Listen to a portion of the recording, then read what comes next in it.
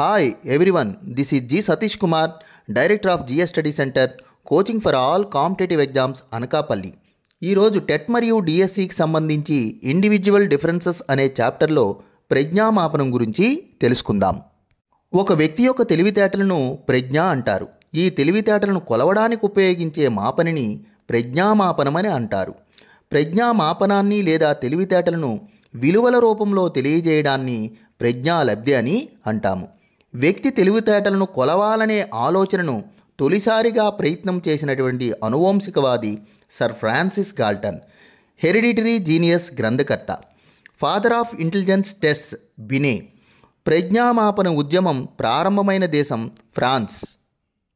ఈ క్రింది టేబుల్ నుంచి టెట్ మరియు డిఎస్సిలో ఖచ్చితంగా క్వశ్చన్ రావడానికి అవకాశం ఉంది.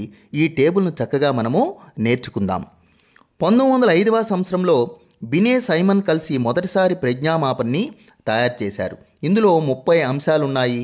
కానీ ఈ మాపని విజయవంతం కాలేదు. కారణం వయోపరిమితుల ఆధారంగా తయారు చేయలేదు.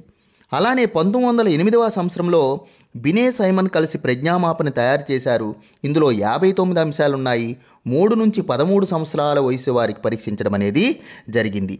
ఇది 100% విజయవంతమైంది. దీనికి గల కారణం ఇది వయోపరిమితుల ఆధారంగా రూపొందించబడింది. 1911వ సంవత్సరంలో బినే సైమన్ ప్రజ్ఞామాపని తయారు చేశారు. ఇందులో 54 అంశాలున్నాయి. 3 నుంచి 13 సంవత్సరాల వయస్సు వారికి పరీక్షించారు. ఇది కూడా విజయవంతమైంది. 1911వ సంవత్సరంలోనే బినే మరణించడం జరిగింది. బినే మరణించిన తరువాత ప్రజ్ఞామాపని ఉద్యమం ఫ్రాన్స్ నుంచి అమెరికా దేశానికి బదిలీ అయింది. ఫ్రాన్స్ దేశం నుండి అమెరికాకు తీసుకెళ్లినటువంటి వ్యక్తి Terman.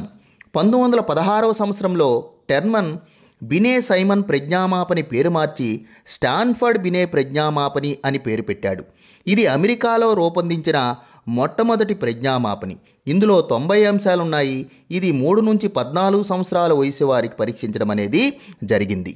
1937 L and M form. L means Lewis Terman, M means Maud Merrill. వీళ్ళిద్దరూ కూడా స్టాన్ఫర్డ్ బినే ప్రజ్ఞామాపన్ని ఆధునికీకరించడం అనేది జరిగింది. ఇందులో 129 అంశాలు ఉన్నాయి. 2 నుంచి 18 సంవత్సరాల వయసు వారికి పరీక్షించడం అనేది జరిగింది. అలానే 1973లో ఎల్ అండ్ ఎం ఫామ్ మన 3వసారి స్టాన్ఫర్డ్ బినే ప్రజ్ఞామాపన్ని ఆధునీకరించారు. ఇందులో 129 అంశాలు ఉన్నాయి. 2 నుంచి 18 సంవత్సరాల వయసు వారికి రూపొందించడం జరిగింది. ఈ మాపనల ఆధారంగానే వ్యక్తుల యొక్క ప్రజ్ఞను లెక్కించడం జరుగుతుంది. ఈ ప్రజ్ఞామాపనల ద్వారా వచ్చే విలువలను ప్రజ్ఞాలబ్ధి అని చెప్తాము. ఈ టేబుల్ను బాగా ప్రాక్టీస్ చేయండి. ఇలాంటి ఇంపార్టెంట్ కాన్సెప్ట్స్ గురించి మన ఛానల్ సబ్స్క్రైబ్ చేసుకోండి. We will meet again with more videos. Thank you very much.